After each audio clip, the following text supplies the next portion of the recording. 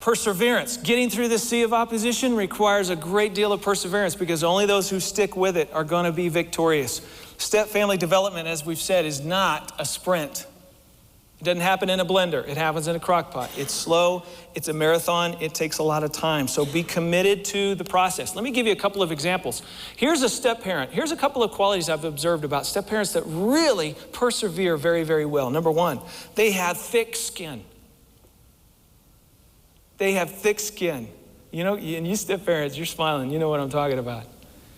When that kid says, "You are not my mom, I don't have to do what you say," you better have some thick skin. You better have the ability to kind of go, okay, we're going to let that, boom, bounce right off. We're going to let that change over time. By the way, step parents, you need to realize that through the crock pot, the carrot, it's not just like they're hard and then they get to soften to you. Sometimes they get hard again. Isn't that goofy?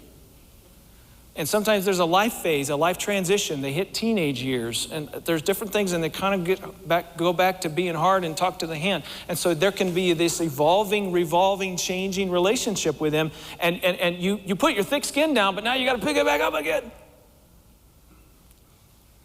The ability to let those comments bounce off the thick skin is a really important thing because it helps you preserve in life. It helps you keep going. Don't take everything personally.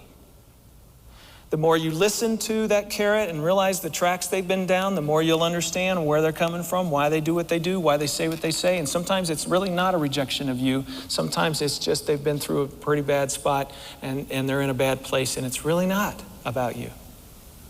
Sometimes you gotta have thick skin. The second quality of step parents that persevere through the sea of opposition is that they're just flat long suffering. They are determined individuals. For example, I had a friend say one time, having grandchildren is a little bit older gentleman. He said, "You know what, Ron, having grandchildren, it's the reward you get for not killing your kids." I like that. Well, here's the truth for some of you step parents. Having grandchildren eventually is the only way you'll ever get into good graces with your stepchild. Because after 20 years of a talk to the hand carrot, that carrot's finally had their own kid. And life teaches them how to be humble. And now all of a sudden, they see you through a different lens. And you weren't so bad after all. But it may be 20 years.